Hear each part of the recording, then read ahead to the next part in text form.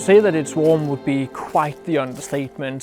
For the first time, I think, since June, we have like plus 25 degrees here in Denmark, and it's absolutely fantastic.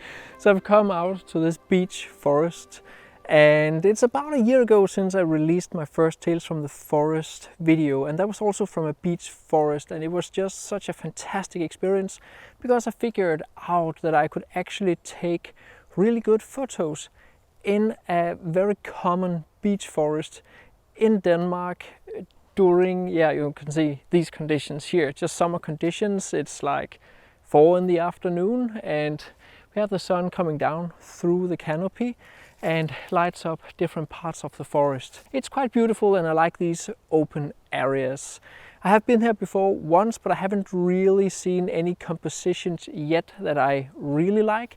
So yeah, so far I'm just walking around trying to see if I can find anything. So when it comes to woodland photography, my favorite lens by far is my 24-105. That is the lens I'm filming with right now. It just has such a big focal range all the way from 24 to 105, and that more or less covers everything that I would need in a forest.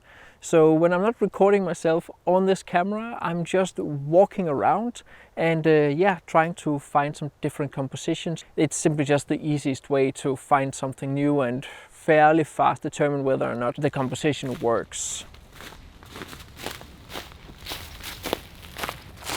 So I found this cool little composition where we have the fern here in the foreground being lit, of course, by the sun. And then I have some repeating trees, some repeating pattern leading into the background. The photo is rather dark because I am exposing for the brighter parts of the photo here in the foreground, and the dynamic range is just super crazy in the scene here right now. But I don't want to overexpose the highlights, at least not in the camera. The composition is also super cool because I'm using the shadow of the foreground tree here, both as an extension of the tree itself and also as a leading line into the photo. The leading line element is a little bit so-so. I do think that what is the most fun is how you can see it's an extension of the tree here. I'm moving the camera a little bit back and forward because I'm not entirely sure from what angle I like it the most.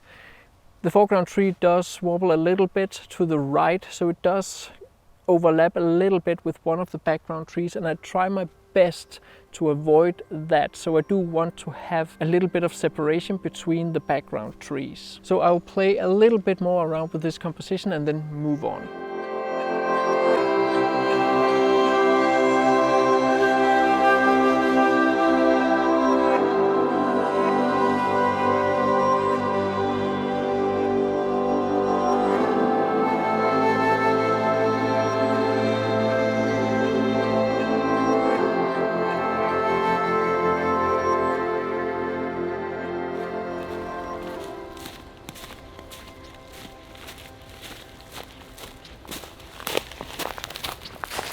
So the thing is that there's actually quite a lot of really good compositions in here. However, I can't really find many, at least, where I can benefit from this kind of light.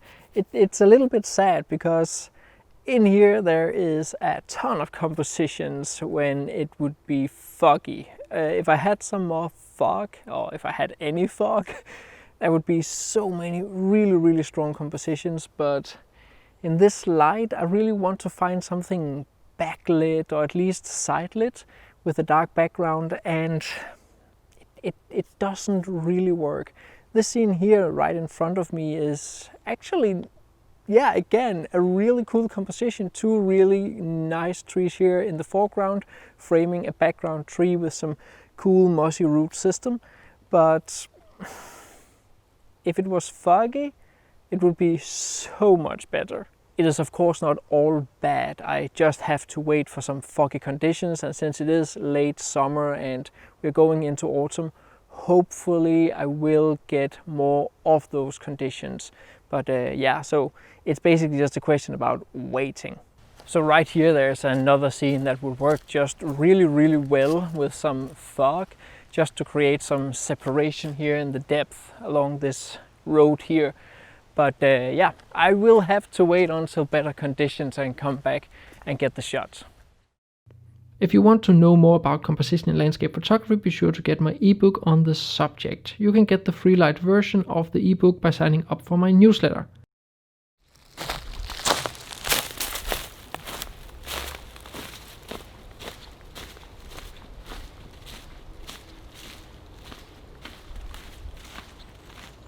So I found this stone here, and generally we do not have a lot of big stones like this laying around in the Danish forests, so it does stand out a little bit.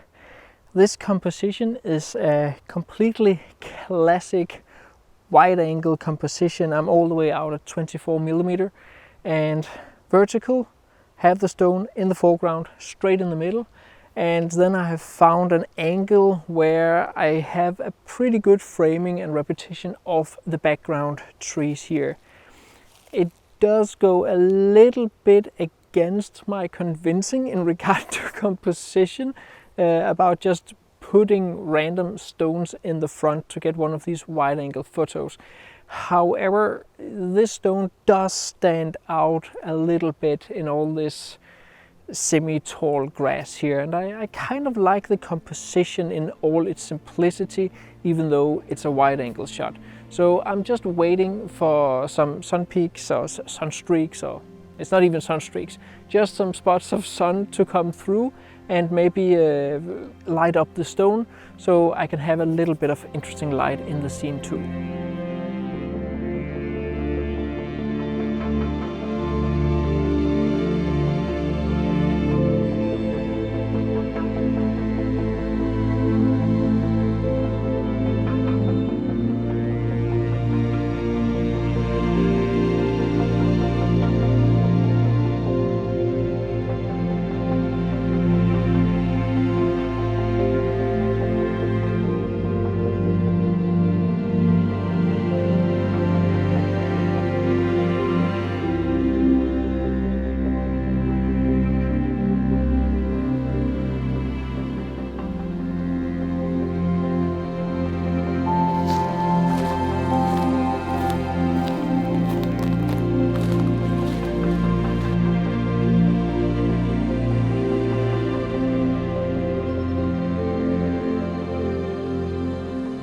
So a funny thing about photography is that when you're in field photographing and you have a really good feeling about the photo that you're getting, you come home and yeah, of course you find out that it's really bad.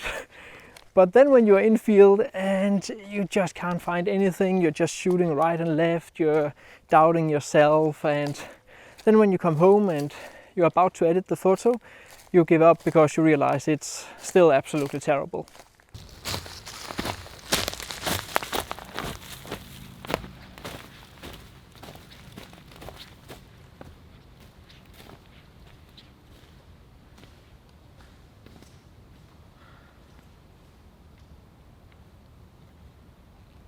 So I might actually have found a composition here that works to my advantage in regard to the light.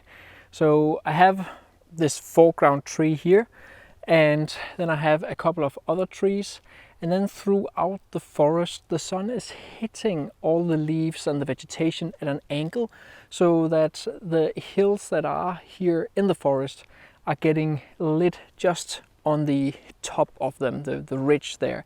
So you get a really good sense of depth and how deep the forest is right here. Now I'm taking this shot here, I'm just shooting at f16 and I'm bracketing it because I am shooting into the light, so it's probably best to have all the information that I can have. However, I am also moving a little bit forward because then I can also have the foreground lit a little bit. So I'll also try that one in just a moment when then this one here has taken the shot. All right.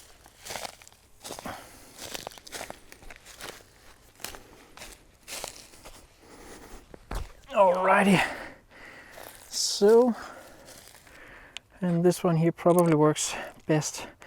I usually try to get a horizontal first before I go vertical. And let's see here, all the way out at 24. And I think this composition works really well. Maybe zoom in a little bit. And here you can really see how the foreground is actually kind of, well, mimicking the background. So we have the foreground down here lit a little bit, and then we have the background and then a ridge further in there also lit, which works really good. Yeah,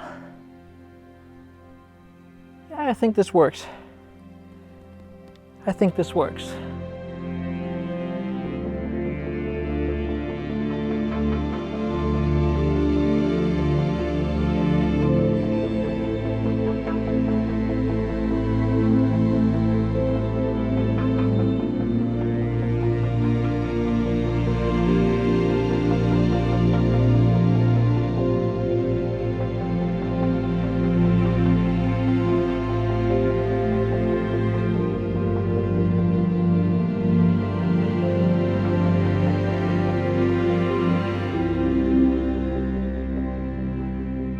So I gotta admit, today was a little bit harder than I expected.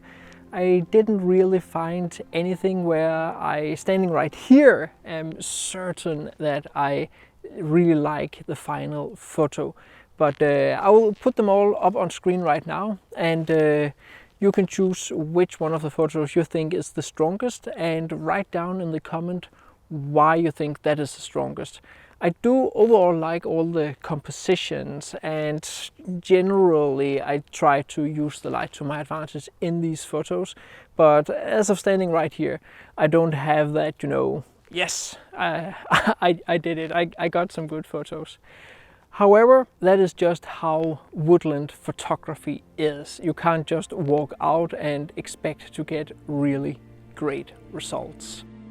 There are many lessons I got confirmed this afternoon. First and foremost, the 24-105mm lens is fantastic with its wide focal range. I didn't need another lens the entire afternoon and evening. That being said, secondly, your gear does not magically conjure up great photos. The 24-105mm zoom lens opens up for many possibilities in regard to composition, however you still need to do the work and find the compositions and wait for the right conditions.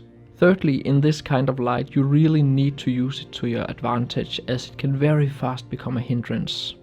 If the light is not as you like it, you can wait a little and see if the movement of the sun will light the scene in front of you in a new way. Personally, I'd say my horizontal photo is probably my favorite of the bunch due to how I benefited from the light and made a chaotic scene more orderly. I also like the last photo, as it is even simpler with the silhouetted trunks against the bright backlit vegetation. The fourth and last lesson is to always bring enough food and water. Since you have to work so much for it to get the photo, you spend a lot of energy, and there is nothing that'll make you give up faster than hunger, thirst, or just overheating. If you want to learn more about composition in landscape photography, be sure to get my 2 ebooks. You can get the free light versions via the links down in the description, and there are of course also links to the full versions. As always, I would highly appreciate both a like and a comment, and if you want to see more, be sure to subscribe to the channel.